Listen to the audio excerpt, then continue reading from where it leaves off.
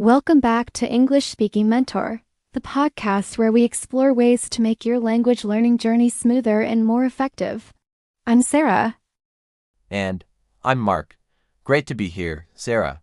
Today, we're tackling a big one, something many learners dream of: how to actually think in English, rather than constantly translating in your head. Exactly. That mental translation step. It slows you down, right? You're in a conversation, you have the perfect response in your native language. But then there's that awkward pause while your brain frantically searches for the English words and grammar. Precisely. It's the difference between feeling like you're using English and feeling like English is naturally flowing from you. Thinking directly in the target language is a huge milestone towards fluency. So Mark, as our resident language coach, spill the beans. Is it magic? Or is there a method to this madness? How do we get our brains to switch tracks?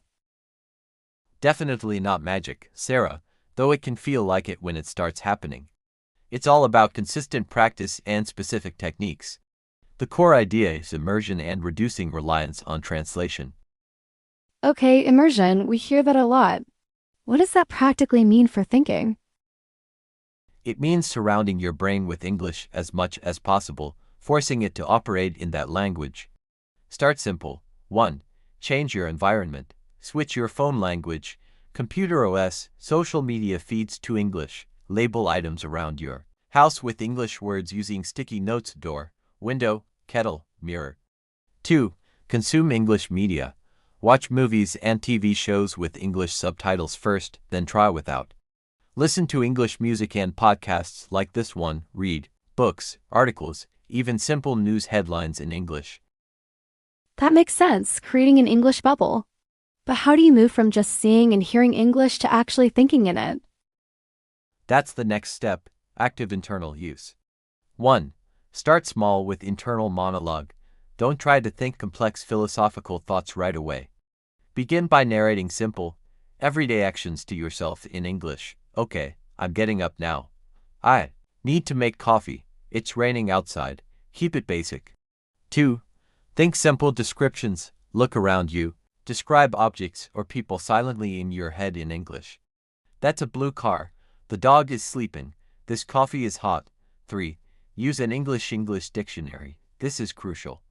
When you encounter a new word, look it up in an English dictionary, like Merriam-Webster, Oxford, Cambridge Online, rather than translating it back to your native language.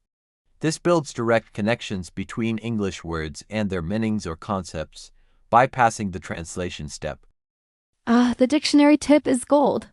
I remember relying heavily on translation dictionaries early on, and it definitely kept me tethered to my native language. So narrating your day and using an English-only dictionary ... what else? Practice active output, even if it's just for yourself. 1. Talk to yourself, seriously. Describe what you're doing, what you plan to do, or even summarize something you just watched or read out loud in English, even when you're alone. This bridges the gap between internal thought and spoken language. 2. Write regularly. Keep a simple journal in English. Write about your day, your thoughts, or opinions. Don't worry excessively about perfection initially. Focus on getting the thoughts down in English. 3. Word association. When learning new vocabulary, try associating the English word directly with an image, feeling, or concept, not just the translation. Think apple, picture a red, round fruit, not necessarily the word for apple in your first language. It sounds like it requires a conscious effort, especially at the beginning.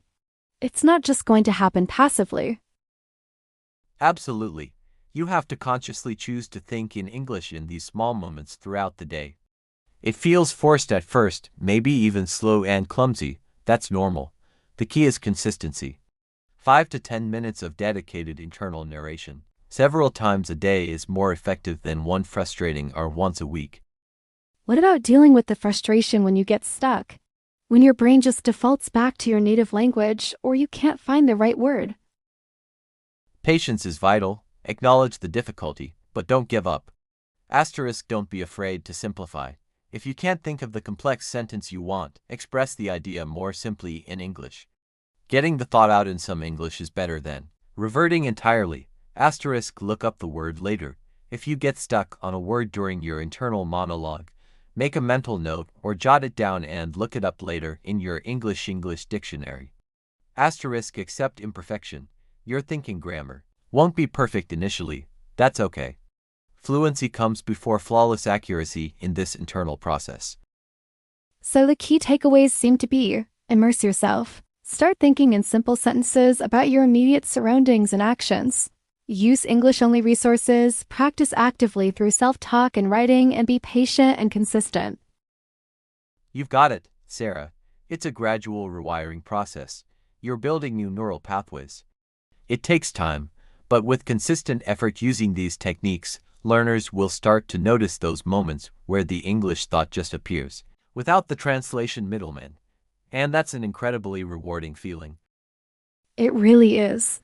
Well, that's fantastic advice, Mark. Hopefully, that gives our listeners some concrete steps to start training their brains. My pleasure. Remember, every little bit counts.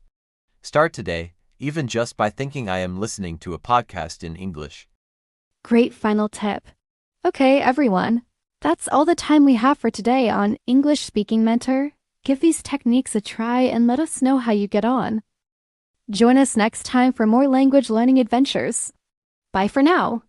Don't forget to like this video and subscribe my channel for more podcast videos.